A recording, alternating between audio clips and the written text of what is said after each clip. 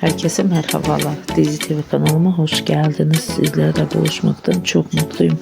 Bugün de sizlere Demet Özdemir ve Çağatay Ulusoy'dan güzel görüntüler, mutlu paylaşımlar sunacağım. Birbirine yakışan çifte konular Eşref ve Rüya dizisinin başlığına çekildi. Yeni fotolar, yeni paylaşımlar geldi. Görüntüleri sizler için sunuyorum. Umarım beğenirsiniz. Benden bu kadar. Hoşça kalın arkadaşlar.